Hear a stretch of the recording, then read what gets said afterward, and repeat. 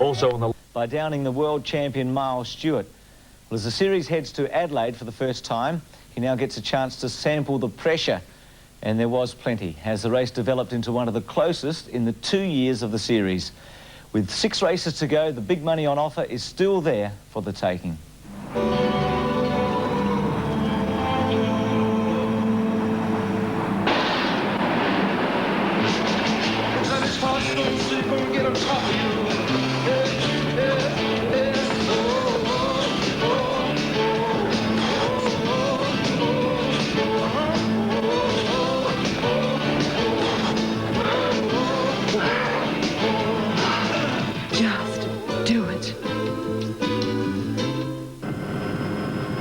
It has become one of Australia's premier sporting venues. The Adelaide suburb of West Lakes plays host to some of the world's best sportsmen and women each year, from rowing to football and now triathlon.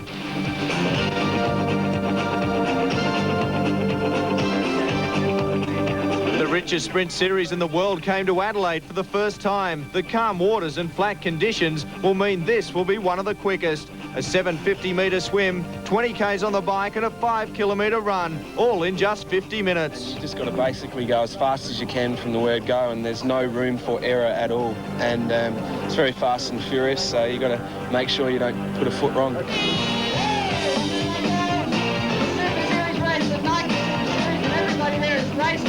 In these sprint races, a slow swim can mean the end of a top 10 finish. The battle around the boys was intense. The women's professional field was sent off 5.5 minutes ahead of the men. Alexandra Laws the first out of the water. Jane Gill and defending champion McKeely Jones right behind. At the swim turnaround, Brett Rashini led the men, but seconds separated the top 10.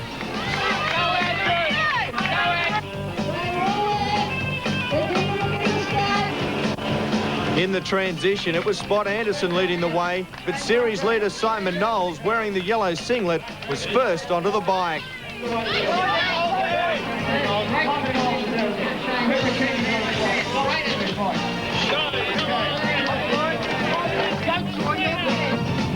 Alexandra Laws tried desperately to hold off Bianca van Woesik, but there was soon a new leader. After winning on the Gold Coast, Knowles was out to take hold of the series, but the pressure and pace up front was punishing.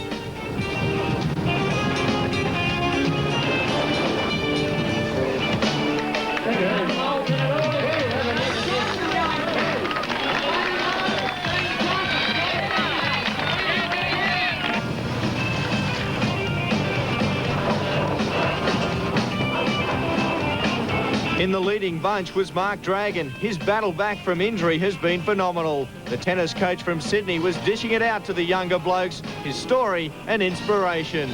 Okay, we're going to go first serve, second serve. I want you to make sure you're using continental grip for both. I see a kick, second serve, and a little bit of work on the first serve. Gav, not too side on, like Mr. McElroy. You're going to get a sore back, right? Too much twisting of the body on that serve. For more than 3 years, this was where Mark Dragon spent his day, coaching tennis. Unable to run or ride because of a crippling back injury. Most wrote him off, but Dragon never gave up hope of one day returning. I wasn't happy with the way I went out of the sport. I broke down at Foster in '87 and didn't finish the race, and it really wasn't the way I wanted to go out. I never actually retired. Other people sort of put that tag on me. I sort of just said, well, I'm injured. It just took me a lot longer to come back than most other people. Now in his 30s, Dragon is a pioneer of the sport in Australia. Unbeatable on home soil, he dominated the local scene in the mid-80s. After such a long break, the comeback has been tough. The first 6 months was the hardest, just trying to get back into shape to be able to compete in the elite, you know, at the elite level is very, very difficult.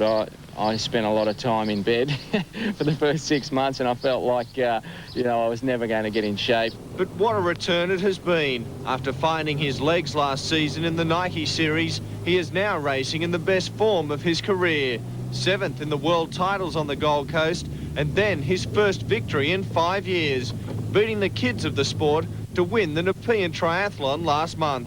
To finally win a big race like Nepean, it sort of not got the monkey off my back, but certainly gave me a lot of satisfaction and really sort of let me know, and I suppose let a few other people know that that I was able to race with the best again. His tennis business is still a major part of his life, but now his real passion has returned. I still felt I had something to offer, and I don't think age has got a lot to do with it. I think the desire to train is the big thing. Once you get older, the desire, it's harder to maintain that desire to do all the training. It's not so much the racing, it's the training that's the hard bit. I'm still as keen as ever, probably more so now than I ever have been. No one knows that better than the guys trying to shake him on the bike. If it wasn't already evident, this race would be won on the run as the transition area came alive.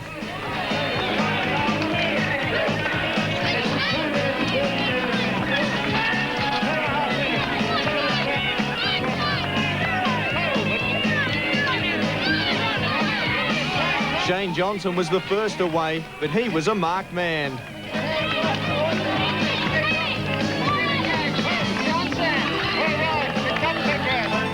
Bianca Van Wosick was hanging on to her lead in the women's, while Johnson was joined by Anthony McKeon.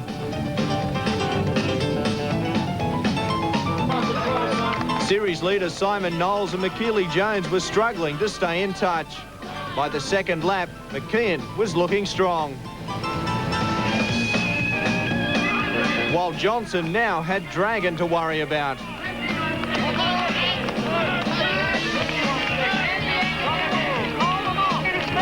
But it was McKeon's race. Like Dragon, he has also made a successful return to the sport. I suppose you've got to think you can win, but realistically, you've got to think, well, I'll do the best I can.